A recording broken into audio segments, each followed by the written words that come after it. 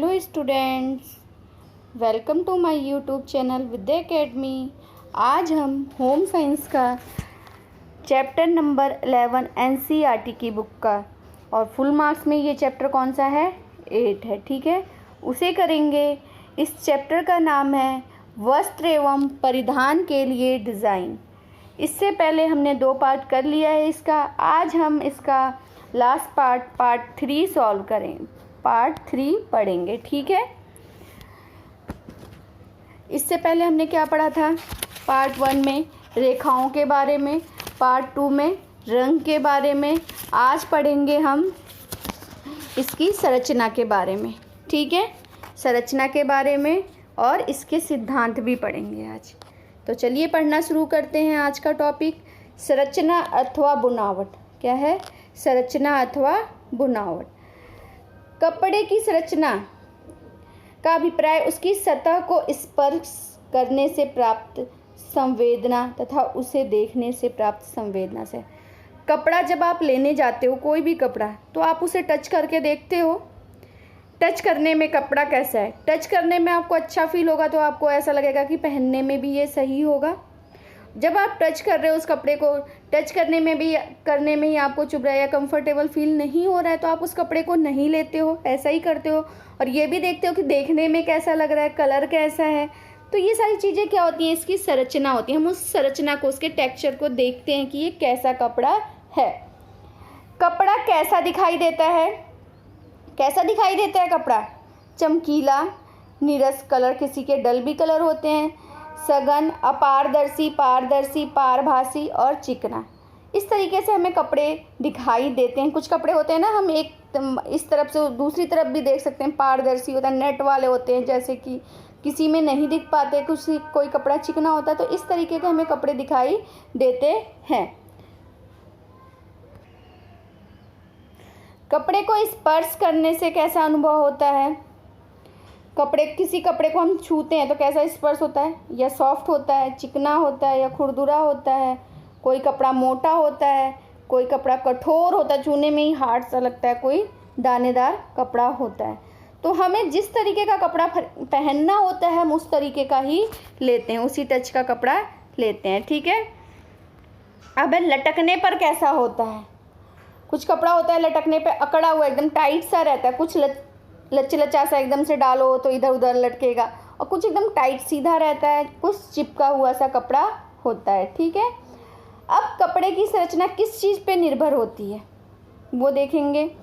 कपड़े के निर्माण में प्रयोग किए गए तंतु के प्रकार। अब उसमें जो कपड़ा जब हम बनाते हैं तो उसमें किस प्रकार का तंतु प्रयोग किया गया है, ये बहुत ज़्यादा डिपेंड करता है कि कपड़ा कैसा है। तंतु यदि अच्छा होगा तो कपड़ा भी अच्छा होगा। प्राकृतिक तंतु या मानव निर्मित तंतु, या तंतुओं की लंबाई एवं पतलापन और उसकी सतह की विशेषता। कपड़े में तंतु किस तरीके का है, मानव द्वारा बनाया गया है या प्राकृतिक तंतु है, ये सारी इसकी विशेषताएं भी देखी जाती हैं। ये क्या है? कपड़े की संरचना किन चीज़ों पर निर्भर करती है, हम ये देख रहे हैं। पहला क्या हो गया? तंतु। दूसरा क्या है? धागा बनाने की विधि एवं धागे के प्रकार। अब धागा किस तरीके, पहले तो तंतु होता है उसके बाद धागा बनता है, तो अब धागे को किस तरीके से बनाया जा रहा है ये भी देखा जाता है। धागा बनाने की विधि, बनाते समय कितना बल, ट्विस्ट कितनी ऐंठन दी जा रही है, बलों की संख्या कितनी है, या धागे के प्रकार, ठीक है। पहला हो गया तंतु, दूसरा धागे की बनाने की विधि क्या होती है, तीसरा क्या हो गया? कपड़ा बनाने की तकनीक। अब कपड़ा अलग अलग तरीके से बनता है, हर जगह कपड़ा फैक्ट्रियां हैं तो हर अलग अलग कोई बुनाई का तरीका है सबका। तो बुनाई करने का किस प्रकार होता, किस प्रकार से, या बुनाई की सघनता, कोई दूर दूर बुन दे रहा है, किसी चीज़ को पास पास बुना गया है। सिलाइयों द्वारा बुनाई करना, कोई सिलाई के द्वारा बुनाई, कोई हाथ के द्वारा बुनाई, नमदा बनाना, ब्रेडिंग, लेस, ये सारी क्या है? हमारी कपड़ा बनाने की तकनीक है। तो अब हमें क्या देखना होगा? पहला हमारा तंतु था, दूसरा धागा बनाने की विधि, तीसरा कपड़ा बनाने की तकनीक कैसी होती है, बुनाई कैसी होती है, और कपड़े पे की गई परिसज्जा। चौथा क्या है? कपड़े पे किस तरीके से डेकोरेशन, मतलब क्या लगाया जा रहा है, कैसे सितारे या मोती धागा, किस तरीके से कपड़े को सजाया जा रहा है, ये भी होता है कपड़े पर की गई परिसज्जा, ठीक है। नेक्स्ट क्या है? कपड़े की सतह पर अलंकरण। मतलब कढ़ाई की गई है या छपाई की गई है या सिलाई, किस तरीके से उस कपड़े को सजाया गया है, बाहरी सतह को, उसके बाहरी सतह को। अब कपड़ा तो प्लेन बन के आ जाता है, तो बाहर से उसमें सजाया जाता है, सजाए अलंकरण की चीज़ें लगाई जाती हैं। संक्षिप्त में हम कह सकते हैं कि कपड़े का निर्माण करते समय अपनाई गई तकनीकों एवं प्रयोग किए गए तंतुओं पर ही कपड़े की संरचना एवं बनावट निर्भर करती है। क्या है? जो तकनीक अपनाई गई है और जैसे तंतुओं की संरचना की गई है, उसी पे बुनावट हमारे निर्भर करती है। यही कारण है कि कुछ सूती कपड़े बनावट में हल्के व कोमल होते हैं। यही कारण है बुनाई की वजह से या तंतु की वजह से कुछ सूती कपड़े जो होते हैं वो हल्के एवं कोमल होते हैं। इसी प्रकार रेशम में भी विभिन्न बनावट के कपड़े मिलते हैं, जैसे टस्सर रेशम, खादी रेशम। रेशम भी अलग अलग होते हैं ना, देखा होगा, कुछ हल्का होता है, कुछ मोटा रेशम होता है। तो इस तरीके से रेशम भी अलग अलग होते हैं। ठीक है। अब परिधान बनाते समय विभिन्न संरचना के कपड़ों का चुनाव करते समय ध्यान देने योग्य बातें क्या होती हैं। अब हमें क्या बनाना है, कब परिधान बनाना है, पहनने के लिए कपड़ा तैयार करना है, तो हमें किन चीज़ों का ध्यान देना चाहिए। पहला क्या है, शारीरिक आकार एवं बनावट। शरीर का आकार और बनावट कैसा है, उसी तरीके से हम परिधान की तैयारी कर सकते हैं। जब आप सिलाई के लिए कपड़ा देने जाते हो, तो जैसे कुछ कपड़ा आपको सूट सिलवाना हो तो देने जाते हो सूट, तो वहाँ आपका क्या लेता है, फिट नाप क्यों लेता है, क्योंकि वो आपका फिटिंग का बनाएगा। नहीं लेगा तो कैसा बना देगा, आपकी फिटिंग का होगा नहीं, ढीला हो सकता है या टाइट हो सकता है। तो वही ये शरीर के आकार एवं बनावट किस प्रकार से है। ठीक है। जैसे चमकदार सतह के कपड़े रेशम, साटन आदि आकार के बढ़ने का आभास देते हैं। कुछ कपड़े होते हैं जो आकार के बढ़ने का आभास देते हैं, क्योंकि चमकदार सतह प्रकाश परावर्तित करती है। चमकदार जो सतह होती है, जिसका सरफेस चमकता है, वो क्या करती है, लाइट को रिफ्लेक्ट करती है, जिसकी वजह से क्या होता है, आकार बढ़ने का आभास होता है। इसके विपरीत क्या होता है, जो हल्के कलर के कपड़े, डल कपड़े होते हैं, प्रकाश को क्या कर लेते हैं, एब्जॉर्ब कर लेते हैं, जिससे हमें आकार कम होने का एहसास होता है। ठीक है। छोटे कद के व्यक्तियों के लिए कोमल वस्त्र उपयुक्त होते हैं और लंबे व पतले व्यक्तियों के लिए कैसे वस्त्र, खुरदरी बनावट के वस्त्र उपयुक्त होते हैं। ठीक है। बच्चों के लिए भी कोमल वस्त्र ही सही होते हैं, मुलायम वस्त्र। नेक्स्ट क्या है, समय एवं मौसम। भाई समय भी देखोगे, अब गर्मी में आपको कोई ऊनी कपड़ा दे दे पहनने के लिए तो आप पहन सकते हो, या मार्केट में जाओगे तो ऊनी कपड़ा मिलेगा आपको, नहीं, गर्मी है तो गर्मी के कपड़े मिलेंगे, और ठंड में जाओगे तो आपको ऊनी वस्त्र मिलेंगे। प्रतिदिन पहनने वाले वस्त्रों में दिन के समय में साधारण बनावट वाले सूती कपड़े उपयुक्त होते हैं, ना कि मोटे व चमकदार कपड़े। अब शादी पार्टी में जाओगे तो शादी पार्टी की ड्रेस पहनोगे, भाई भारी हैवी, जिसमें अलंकरण लगा हो, सूट उस तरीके का पहनोगे, सजावटी सूट। और वैसे आप कहीं जा रहे हो कथा पूजा में तो नॉर्मल भी पहन के जाओगे। अवसर, यही हो गया आपका क्या, अवसर। समय व मौसम समझ गए, मौसम के अकॉर्डिंग और समय के अकॉर्डिंग अवसर। अब वही है, शादी ब्याह त्यौहार के अकॉर्डिंग आप कपड़े का सिलेक्शन करोगे। आकार, रेखाओं को मिलाकर क्या बनता है, रेखाओं को मिला के आकार बनता है। आकार द्विआयामी हो सकते हैं, जैसे किसी कपड़े पर प्रिंट या किसी कागज़ पर चित्र, त्रिभुज, वृत्त आदि द्विआयामी आकार के होते हैं। आकार का भी हमें ध्यान, अपने पढ़ा भी था, किस प्रकार के आकार के कपड़े कैसे लोगों को पहनने चाहिए। आकार त्रिआयामी हो सकते हैं, जैसे कि क्यूबॉइड, कोन, स्फीयर आदि। हम 3 या अधिक ओर से देख सकते हैं। हमारा शरीर और परिधान त्रिआयामी है, हमारा शरीर और परिधान हमारा क्या होता है, त्रिआयामी होता है। ठीक है।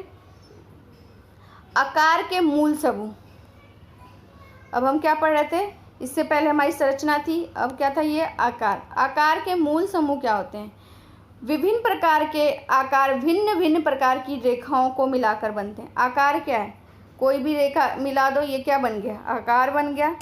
ठीक है। उसे बनाने वाली रेखाओं की विशेषताओं पर निर्भर करती हैं। केवल सीधी रेखाओं का प्रयोग करके बनाए गए आकार वक्र रेखाओं का प्रयोग करके बनाए गए आकारों से एकदम ही अलग होते हैं। विभिन्न प्रकार की रेखाओं को मिलाकर अनेक प्रकार के हम आकार बना सकते हैं। अलग अलग रेखाओं को मिला के आप क्या करोगे, अलग अलग आकार बना सकते हो। ठीक है। अब पहला क्या है, प्राकृतिक आकार। प्राकृतिक आकार क्या होता है, प्रकृति अथवा मानव निर्मित वस्तुओं से प्रभावित होकर बनाया गया है। किससे, प्राकृतिक और मानव द्वारा जो आकार प्रभावित होकर बनाए गए जो आकार होते हैं उन्हें हम क्या कहते हैं, प्राकृतिक आकार कहते हैं। जैसे किसी फूल या पत्ती की कढ़ाई अथवा पेंटिंग बनाना है। जैसे आप पेंटिंग करवाने जाते हो तो पेंटिंग के लिए पहले प्रिंट छपवा के आते हो ना, तो पत्ती छपवा दे रहे हो या पत्ती से छाप के कोई डिज़ाइन बना दे रहे हो, तो ये हमारा क्या होता है, प्राकृतिक आकार का डिज़ाइन होता है। स्टाइलाइज आकार क्या होता है, प्राकृतिक आकारों में स्टाइलाइज आकार प्राकृतिक आकारों में क्या करते हैं, बदलाव, मॉडिफिकेशन। प्राकृतिक जो आकार होते हैं उसमें हम कुछ क्या कर देते हैं, मॉडिफिकेशन, चेंजेस ला देते हैं। इन्हें प्राकृतिक आकारों के कुछ भागों को बढ़ा चढ़ाकर या कुछ भागों को बिगाड़ कर बनाया जाता है। जैसे कि एक आकार बनाया गया, इसे हम थोड़ा सा बिगाड़ दिए या बिगाड़ दो या सही कर दो, उसी में कुछ मॉडिफिकेशन, चेंजेस लाना ही क्या होता है, स्टाइलाइज आकार होता है। अब ज्यामितीय आकार क्या होता है, जैसे कि गणित में होता है। ज्यामितीय आकार गणित के आकारों से प्रभावित होते हैं तथा इन्हें फुट्टा, प्रकार, डी जैसे ज्यामितीय साधनों द्वारा बनाया जाता है। ये आपके कपड़े पे बने होते हैं इस प्रकार के आकार भी। अमूर्त आकार में कुछ भी जैसे बना हो, अमूर्त आकार किसी भी वस्तु या प्रकृति से प्रभावित नहीं होता है, अर्थात ये निराकार होता है। अमूर्त आकार को देखकर विभिन्न लोगों की प्रतिक्रियाएं भी क्या होती हैं, अलग अलग होती हैं और वे अपनी व्यक्तिगत सोच एवं भाव के आधार पर उन वस्तुओं को देखते हैं। जैसे वो सोचते हैं, अब सब हम देख के कुछ और सोचेंगे इसे, कि किसी का फेस और ऊपर कान, और कोई और देखेगा तो इसे कुछ और सोचेगा। तो सबकी सोच इसमें क्या होती है, अलग अलग होती है। ठीक है, ये हमारा क्या था, आकार था। हमने तत्व, डिज़ाइन के तत्व पढ़ लिए, रेखा, रंग, संरचना और आकार। अब हम पढ़ेंगे डिज़ाइन के सिद्धांत। ये हमारे ऊपर वाले जो भी थे हमने अभी पढ़े वो हमारे तत्व थे। अब हम पढ़ेंगे डिज़ाइन के सिद्धांत क्या क्या होते हैं। डिज़ाइन के सिद्धांत क्या होते हैं, पहला संतुलन, दूसरा लय, तीसरा अनुपात, चौथा अनुरूपता और पांचवा बल। ये हमारे क्या हैं, डिज़ाइन के सिद्धांत है। सबसे पहले हम पढ़ेंगे कि संतुलन क्या होता है। संतुलन क्या होता है, संतुलन से क्या अभिप्राय है, स्थिरता, भंगिमा, विश्राम से है। संतुलन किसी चीज़ का बैलेंस बना के चलना, तो हम क्या बोलते हैं, ये व्यक्ति क्या है, स्थिर है। वो जब किसी चीज़ का बैलेंस बना के चलता है, तो जब विभिन्न प्रकार की रेखाओं, रंगों एवं आकृतियों को परिधान के मध्य बिंदु के चारों ओर इस प्रकार से व्यवस्थित किया जाता है कि परिधान के मध्य से दोनों ओर क्या आ जाती है, स्थिरता आ जाती है। जैसे कि ये बटन का एरिया है, तो हमने एक यहाँ जेब लगाया तो एक यहाँ जेब लगाया, तो बराबर में संतुलन बना के रखा है ना, तो उसे हम क्या कहते हैं, संतुलन कहते हैं। जब हम किसी चीज़ को व्यवस्थित ढंग से एक तरीके से रखते हैं तो वो हमारा संतुलन कहलाता है। ठीक है, इसी प्रकार जीवन के संतुलन आधारभूत हैं, उसी प्रकार परिधान के डिज़ाइन में भी संतुलन क्या होते हैं हमारे। जिस प्रकार हमारे जीवन को हम अपने संतुलित करके रखते हैं, उसी प्रकार परिधान के डिज़ाइन में भी संतुलन क्या होते हैं, आधारभूत होते हैं। डिजाइन में संतुलन इतना स्वाभाविक होता है कि हम इससे बिल्कुल अनभिज्ञ होते हैं। हमें इस चीज़ का उतना डिजाइन में जो हम देखते हैं तो उतना हमें पता नहीं चल पाता, परंतु जैसे ही संतुलन हमारा खराब होता है तब हमारा डिज़ाइन अच्छा नहीं लगता। अब किसी जेब को ऊपर लगा दो और किसी को नीचे लगा दो, मतलब बराबर ना हो, कोई चीज़ ऊपर नीचे हो, तो हमारा ध्यान वहाँ जाएगा, तो हमें पता चलेगा कि यहाँ पे इस चीज़ का संतुलन नहीं है। उदाहरण के लिए जैसे कि सलवार एवं कमीज, पैंट और कमीज में जहाँ संतुलन होना आवश्यक है, वहाँ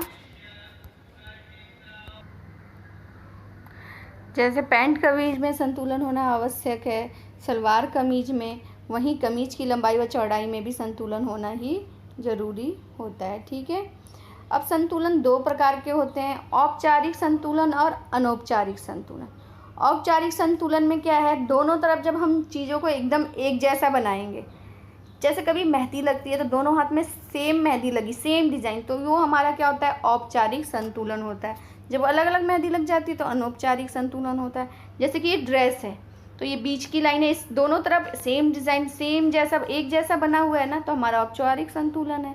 ये कुछ अलग सा है, अनौपचारिक संतुलन हो गया। हम इधर ये डिज़ाइन नहीं बनाए हैं ना, ये बीच से नहीं है, अनौपचारिक संतुलन। पढ़ लेते हैं। जब परिधान के मध्य के दोनों ओर लगभग एक सी संरचना व अलंकार का प्रयोग करते हैं, एक जैसी संरचना और एक जैसी सजावट की जाती है, तो वो क्या कहलाती है? औपचारिक संतुलन हमारी कहलाती है। संतुलन लाने का यह सरल ढंग है, परंतु कई बार इसे एक रसता आ जाती है। इस प्रकार संतुलन द्वारा गरिमा व दृढ़ता आती है। अब हम एक जैसा देख रहे हैं दोनों साइड, तो हमें ये चीज़ें अच्छी लग रही है ना।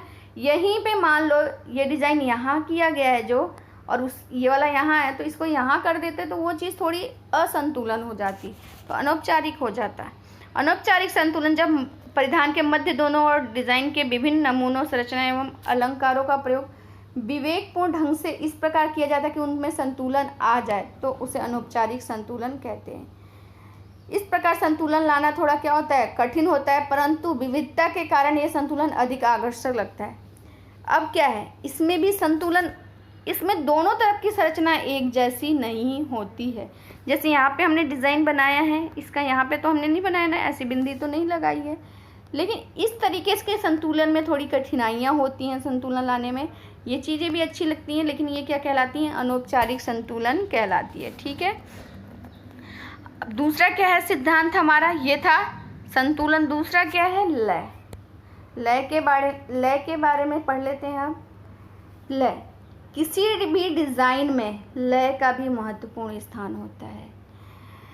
एक समान गति जिससे दृष्टि अनायास ही डिजाइन के एक कोने से दूसरे कोने तक जाती है, वही क्या कहलाती है? लय कहलाती है। परिधान में विभिन्न रेखाओं, आकार एवं रंगों का प्रयोग करके निम्न ढंग से लय लाई जा सकती है। जैसे कि घर में आप क्या करते हो? बटरफ्लाई जैसे कि कोई घर में लगाता है, तो छोटी सी बटरफ्लाई, फिर उससे बड़ी, उससे बड़ी, उससे बड़ी, इस तरीके से जब लगाते हो तो वो क्या है? आपका एक लय का एग्जाम्पल है ना, कि आपकी दृष्टि जब नीचे से शुरू हुई तो ऊपर तक गई है जहाँ तक बटरफ्लाई लगा हुआ है। ये हमारा क्या हो जाता है? लय हो जाता है। लय में भी अलग अलग चीज़ होती हैं, जैसे कि दोहराना। किसी भी डिज़ाइन में बनी रेखा, आकृति, अलंकार अथवा रंग को दोहराकर उसमें लय ला जा सकते हैं। ये डिज़ाइन यहाँ भी है, यहाँ भी है, यहाँ भी है, तो इसको एक इस तरीके से बनाया गया है ताकि इसमें लय आ जाए। क्योंकि जब इन्हें नियमित रूप से एक निश्चित अंतर के पश्चात दोहराया जाता है तो डिज़ाइन में क्या आती है? गति उत्पन्न हो जाती है, जो दृष्टि को एक इकाई से दूसरी इकाई की ओर अपने आप ही खींच लेती है। ठीक है। वही डिज़ाइन ऊपर बना हो तो उस डिज़ाइन को हम देखेंगे ऊपर तक जाती ही जाती है हमारी नजरें। ठीक है। तो ये हमारा क्या हो जाता है? लय। किस दोहराना में क्या हो जाता है? किसी डिज़ाइन को हम दोहराते हैं जब लय के अनुसार। ठीक है। श्रेणीकरण में क्या होता है? ग्रेडेशन में रेखा, आकृति, अलंकार के आकार में धीरे धीरे वृद्धि लाने से डिज़ाइन में लय ला जा सकती है। रंग के मूल्य में भी नियमित वृद्धि द्वारा डिज़ाइन में लय ला जा सकता है। जैसे कि ये फूल में देखो, बड़ा फूल, छोटा फूल, साइज इसकी घट रही है ना, तो ये क्या है? इसके डिज़ाइन में श्रेणीकरण करके लय लाया गया है। अब है विकीकरण। विकिरणित रेखाओं द्वारा डिज़ाइन में लय आसानी से लाई जा सकती है। इसका सबसे उत्तम उदाहरण क्या है? कपड़े में चुन्नट डालकर, बाजू पे चुन्नट डाल दो, दोनों बाजू पे, या जहाँ से बाजू जहाँ लास्ट में आ रही है वहाँ डाल दो, बड़ी बाजू बना रहे हो तो इसमें क्या है? इस चुन्नट डाल के हम विकीकरण प्रभाव लाते हैं। जैसे गले बाजू पे स्कर्ट के घेरे में चुन्नट लाते हैं द्वारा छोटी छोटी रेखाएं दृष्टि के अनायास ही एक भाग से दूसरे भाग की ओर आसानी से चली जाती हैं इन चुन्नटों के द्वारा। ठीक है। दो सिद्धांत हमने पढ़ लिया, संतुलन और लय। अब हम पढ़ेंगे अनुपात। क्या पढ़ेंगे? अनुपात। अनुपात से क्या अभिप्राय होता है? डिजाइन के एक भाग को दूसरे भागों के साथ संबंध तथा सभी भागों को मिलाकर पूरे डिजाइन के साथ उचित संबंध होना। परिधान में सही अनुपात लाने के लिए कुछ सुझाव। अनुपात मतलब कि एक सेम अनुपात में हो, जैसे कि मैंने पॉकेट का एग्जाम्पल दिया था, तो वो क्या था? एक अनुपात भी है और संतुलन का भी एग्जाम्पल था। एक जेब को गलत अनुपात, ये देखो इधर उधर ऊपर नीचे लग गया है तो गलत हो जाएगा, सही लगा है तो सेम अनुपात। पूरी पोशाक को दो बराबर भागों में बांटने के स्थान पर छोटे बड़े भागों को बांटने में वह अधिक आकर्षक। जैसे कि आप फ्रॉक पहन रहे हो, क्या पहन रहे हो आप? फ्रॉक है आपका, तो इसको क्या करोगे? एक भाग को थोड़ा छोटा रखोगे इसमें और एक भाग को बड़ा, तभी जाके वो अच्छा लगता है ना। अब दोनों ही भाग को बराबर कर दोगे तो ये लाइन आपकी क्या आ जाएगी। यदि बीच में आती है तो वो डिज़ाइन देखने में आपको क्या है, खुद ही अच्छी नहीं लगेगी। उदाहरण के लिए सलवार और कमीज, जींस और टॉप, साड़ी व ब्लाउज शरीर के 2 बराबर हिस्सों में बांटकर उसके अनुरूप नहीं बनाए जाते। परिधान में शरीर के निचले भाग में पहने जाने वाला वस्त्र क्या होता है, बड़ा होता है जो नीचे पहना जाता है, और जो ऊपर के साइड पहना जाता है वो भाग क्या होता है, छोटा होता है। ठीक है। दूसरा क्या, हमारा परिधान का माप पहनने वाले व्यक्ति के माप के अनुपात में होना चाहिए। नाप किसी और का दिया है और कपड़ा आपका सिलवाना है तो वो क्या होगा, सेम आकार का, तो अनुपात उसका तो आपका बिगड़ा होगा। आपके में वो ढीला लग रहा है, मान लो यार, फिर वो व्यक्ति पतला है तो आपके में टाइट हो रहा है। तो एक दुबले पतले आकार के व्यक्ति पर बड़े कॉलर, जेब, कफ आदि के डिज़ाइन वाले वस्त्र क्या लगते हैं, आकर्षक लगते हैं। लंबे व भारी आकार वाले व्यक्ति भी इस प्रकार के डिज़ाइन बिल्कुल आकर्षक नहीं लगते। दुबले और पतले व्यक्ति पे बड़े कॉलर, जेब वगैरह अच्छे लगते हैं, लेकिन लंबे व भारी आकार वाले व्यक्ति पर यही डिज़ाइन अच्छे नहीं लगते हैं। परिधान में प्रयोग किए गए संरचनात्मक नमूने जैसे कॉलर, कफ, योक, बेल्ट आदि पूरे परिधान के आकार व माप के सही अनुपात में होने चाहिए। जो भी चीज़ें आप लगा रहे हो एक सही अनुपात में लगा होना चाहिए। छोटी फ्रॉक पर बड़े कॉलर व बड़ी जेब लगाने से वह भद्दी लगेगी। छोटी आप कोई फ्रॉक बना रहे हो तो उसमें आपने बड़ी कॉलर, बड़े जेब लगा दिए तो वो चीज़ें अच्छी नहीं लगेंगी। जिस तरीके का, जिस नाप का फ्रॉक है उसी आकार, उसी अनुपात में आपका क्या होना चाहिए, कॉलर और जेब भी होना चाहिए। परिधान में विभिन्न रंगों को सही अनुपात में प्रयोग करके भी आकर्षण बढ़ाई जा सकती है। अलग अलग रंगों का प्रयोग करके कपड़े को हम और सुंदर बना सकते हैं। जैसे कि छोटे हिस्से में हल्का रंग होने से अनुपात उचित लगता है। यही कारण है कि सलवार कमीज में सलवार क्या होती है, हमारे गहरे रंग की होती है, सलवार डार्क कलर की होती है, और सूट ऊपर वाला जो होता है थोड़ा लाइट कलर का होता है।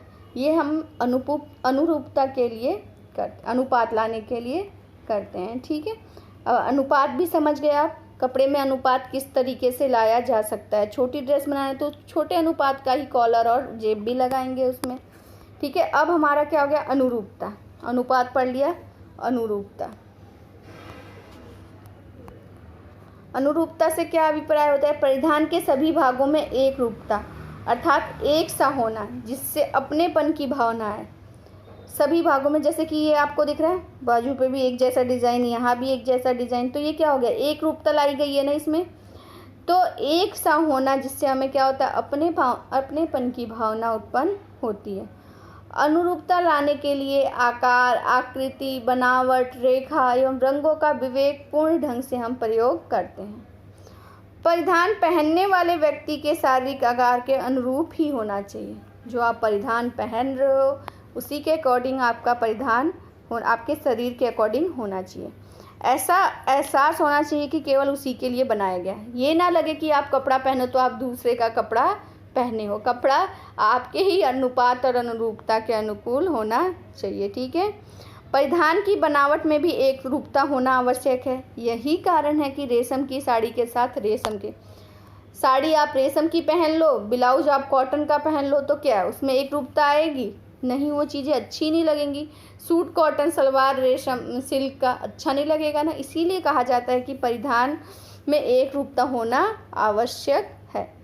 परिधान में एक सी रेखाओं और आकृतियों का प्रयोग करके एक रूपता लाई जा सकती है। जैसे कि गोल गले पर गोल कॉलर, गोल गले पे गोल कॉलर और गोल आकार की जेबें आकर्षक लगेंगी। गोल गला बना रहे हो तो जेब भी गोल बना लो, आपका गला गोल। परिधान में रंगों के प्रयोग द्वारा भी एक रूपता लाई जा सकती है। जैसे कि साड़ी में उसके बॉर्डर वाले रंग का ब्लाउज, साड़ी है ग्रीन कलर की, रेड कलर का ब्लाउज है तो रेड कलर का बॉर्डर है तो ब्लाउज कैसा हो जाएगा, रेड कलर का, तो इसमें एक रूपता आ जाएगी। कमीज के प्रिंट के रंग वाला क्या होता है, सलवार और दुपट्टा। ये जो आप पहन रहे हो कपड़े तो इन चीज़ों का आप ध्यान देते ही हो जब लेते हो तो। ठीक है। आभूषण एवं अन्य सजावट के साधन जैसे बालों के क्लिप एवं बैंड, बिंदी आदि भी परिधान के जैसे होना आवश्यक होता है। अन्यथा एक रूपता क्या हो जाती है, भंग हो जाती है। मैचिंग तो आप पहनते ही हो, इसके बारे में तो आपको ज़्यादा ही नॉलेज है कि आप रबर बैंड, चिमटी जो भी लगाते हो वो एक जैसी लगाते हो, ईयररिंग्स एक जैसी पहनते हो। क्यों पहनते हो, मैचिंग का क्यों पहनते हो? एक रूपता लाने के लिए पहनते हो ना, अदरवाइज कपड़े में क्या आ जाएगी, नीरसता आ जाएगी। अब लास्ट आपका टॉपिक क्या था, दबाव। क्या है, दबाव।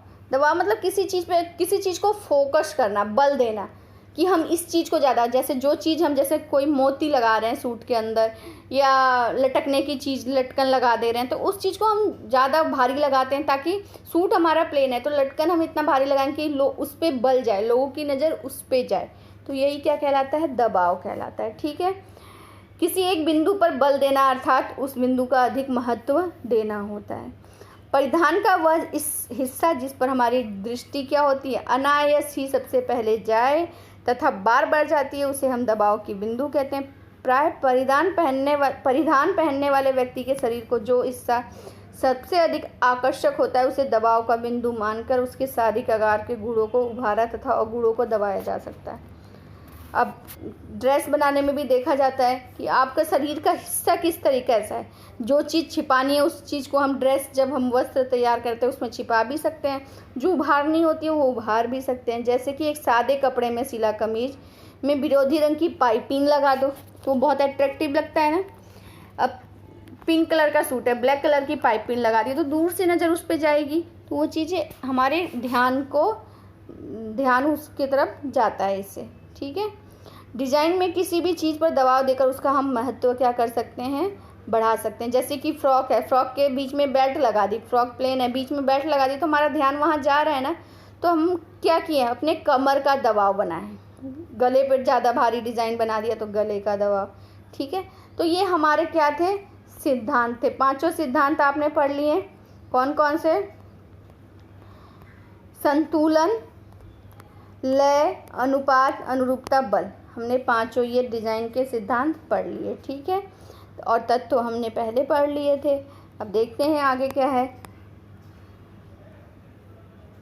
जीविका के लिए तैयारी। अब हम इन चीज़ों में कुछ नॉलेज रखते हैं या इनके बारे में पता होता है तो इससे हम कैसी जीविका, क्या चीज़ हम कर सकते हैं। ठीक है, तो क्या कर सकते हैं, वस्त्र का उपयोग अब परिधान एवं घरेलू उपयोग के अतिरिक्त अन्य अनेक वस्तुओं में भी किया जाता है। वस्त्रों का प्रयोग अनेक वस्तुओं में भी किया जाता है। हम खाली वस्त्र ही नहीं पहनते, बहुत चीज़ें कपड़े की बनी होती हैं, बेडशीट वगैरह हो गया, पर्दे वगैरह हो गया। परिधान में अब वस्त्र के अतिरिक्त अन्य कई पदार्थ का उपयोग भी किया जाता है। इसका प्रयोग इसकी विशेष आवश्यकता जैसे कि आकर्षण, टिकाऊपन, मूल्य आदि पर निर्भर करता है। यही कारण है कि एक वस्त्र डिजाइनर को रेशों के गुण, लाभ, कमियां तथा संसाधनों का संपूर्ण ज्ञान होना अति आवश्यक है। भाई एक डिज़ाइनर है तो उसे तो पता होना चाहिए ना कि तंतु कैसा है, इसके क्या लाभ हैं, इसकी क्या कमी है, इसमें क्या चीज़ें लगेंगी, उसको इन चीज़ों का ज्ञान होता है। इन्हें विभिन्न रेशों एवं वस्त्रों की रंगाई के विषय में ज्ञान होना जरूरी है, रंग के बारे में और रंगाई कैसी होनी चाहिए वस्त्रों के बारे में, जिससे कि वो तैयार वस्त्र को रंगने के उचित चरण एवं तकनीक को निर्णय ले सके। इस ज्ञान से वे अपने उपभोक्ताओं को उत्तम उत्पाद उचित मूल्य पर उपलब्ध करवा सकते हैं। ठीक है, नेक्स्ट है हमारा वस्त्र एवं परिधान डिजाइन के क्षेत्र में उपलब्ध पाठ्यक्रम। इससे रिलेटेड हमारे पाठ्यक्रम क्या, सिलेबस क्या होते हैं, जो हमने अभी कपड़ों के बारे, वस्त्र के बारे में पढ़ा। तो पहला क्या है हमारा, राष्ट्रीय फैशन प्रौद्योगिक संस्था, national institute of fashion technology NIFT के द्वारा अलग अलग कार्यक्रम चलाए जाते हैं। स्नातक पूर्व कार्यक्रम क्या होते हैं, फैशन डिजाइनिंग का कर सकते हो, एसेसरीज डिजाइनिंग कर सकते हो, टेक्सटाइल डिजाइनिंग कर सकते हो, बुनाई डिजाइनिंग कर सकते हो, फैशन संप्रेषण, इससे रिलेटेड ये क्या होते हैं, कार्यक्रम हैं, कोर्सेज हैं, आप कर सकते हो वस्त्र से रिलेटेड। स्नातकोत्तर क्या होता है, पीजी में क्या करोगे, पोस्ट ग्रेजुएट में, जैसे ग्रेजुएशन कर लिया उसके बाद इसके अंतर्गत क्या कर सकते हो, डिज़ाइन, फैशन प्रबंधन एवं फैशन टेक्नोलॉजी में स्नातकोत्तर कर सकते हो। फैशन टेक्नोलॉजी में आप पीजी भी ग्रेजुएशन डिग्री ले सकते हो। ठीक है, PhD कार्यक्रम भी इससे रिलेटेड होते हैं। Doctorate degree. इसके अंतर्गत फैशन के विभिन्न क्षेत्रों में क्या करोगे आप, उच्च शैक्षणिक उपलब्धियां और स्वतंत्र अनुसंधान और ज्ञान को लागू करने की मान्यता कहाँ से, पीएचडी डिग्री दी जाती है। इसके अलावा क्या है आपको, फैशन डिज़ाइन, टेक्सटाइल डिज़ाइन में 1 वर्ष का डिप्लोमा, 1 वर्ष का और 2 वर्ष का एडवांस डिप्लोमा भी होता है, किसमें, फैशन डिज़ाइन में और टेक्सटाइल डिज़ाइन में। ठीक है, इग्नू द्वारा भी कर सकते हो। डिज़ाइन और टेक्सटाइल डिज़ाइन में 3 वर्ष की बीए डिग्री प्राप्त कराई जाती है इग्नू में, जो ओपन यूनिवर्सिटी, आप घर बैठे ही कर सकते हो। ठीक है, डिज़ाइन और टेक्सटाइल डिज़ाइन में 3 वर्ष की ग्रेजुएशन डिग्री होती है। पॉलिटेक्निक भी करा रहे हैं, ये सारे डिप्लोमा करा रहे हैं डिज़ाइन से, टेक्सटाइल विज्ञान, फैशन एक्सेसरीज़, ये सारे हमारे पॉलिटेक्निक भी डिप्लोमा देते हैं। अब हम इससे ये पढ़ाइयाँ हम कर लिए तो इसके स्कोप क्या होते हैं, इसके स्कोप क्या है। डिज़ाइन उद्योग एक रचनात्मक क्षेत्र है। वस्त्र एवं परिधान डिजाइन का क्षेत्र अब बहुत विकसित हो चुका है। यही कारण है कि इस क्षेत्र में सफलता प्राप्त करने के लिए फैशन की दुनिया में प्रतिदिन आ रहे बदलाव एवं शैलियों के प्रति जागरूक होना और नए नए डिज़ाइन के उत्पादन के लिए विशेष ज्ञान होना, सृजनात्मक का होना बहुत आवश्यक है। अब जो लोग, जिनको ड्रेसेज, हर चीज़, ड्रेस कौन सी आ रही है या फैशन के बारे में बहुत ज़्यादा जागरूक होते हैं, वो इस टाइप के कोर्स कर लेंगे, उनको इसमें इंटरेस्ट भी होता है। उपभोक्तावाद के बढ़ने से फैशन की पहुंच हर एक व्यक्ति के जीवन तक हो रही है। हर कोई कपड़े की उत्तम क्वालिटी के साथ साथ उसके डिज़ाइन और स्टाइल पर भी नज़र रखता है। मार्केट में कौन सा डिज़ाइन आया है, कौन सा स्टाइल आया है, ये आपको ध्यान रहता है। इस चीज़ में आप कार्य कर सकते हो। वस्त्र निर्माण डिज़ाइनर बन सकते हो, डिज़ाइनर बन सकते हो। एक वस्त्र निर्माण डिज़ाइनर अनुसंधान करते हैं। वस्त्र निर्माता कंपनी, टेक्सटाइल कंपनी एवं फैशन प्रतिष्ठानों के लिए नए नए डिज़ाइनों का उत्पादन कर सकते हो। कंपनीज़ के लिए आप डिज़ाइन बना के दिखा सकते हो। ठीक है, ये डिज़ाइन एजेंसियों के लिए भी कार्य कर सकते हो, डिज़ाइन एजेंसियों के लिए काम कर सकते हो, या फिर स्वतंत्र कार्यकर्ता, फ्रीलांसर के रूप में भी खुद का कार्य भी कर सकते हो। ठीक है, ये इसके क्या थे, आप परिधान से रिलेटेड कोई कोर्स कर रहे हो तो उसके स्कोप थे कि आप किस क्षेत्र में जा सकते हो। आपने इससे पहले पार्ट 1 में रेखाएं, पार्ट 2 में रंग, पार्ट 3 जो आज हमने पढ़ा क्या क्या था, संतुलन और आकार, तत्व वही थे जो 2 रह गए थे। उसके बाद हमने डिजाइन के सिद्धांत पढ़े और इसके क्या स्कोप हैं, वस्त्र विज्ञान के आप जो कर रहे हो वस्त्र से रिलेटेड, तो इसके क्या स्कोप हैं, इसके बारे में हमने पढ़ा।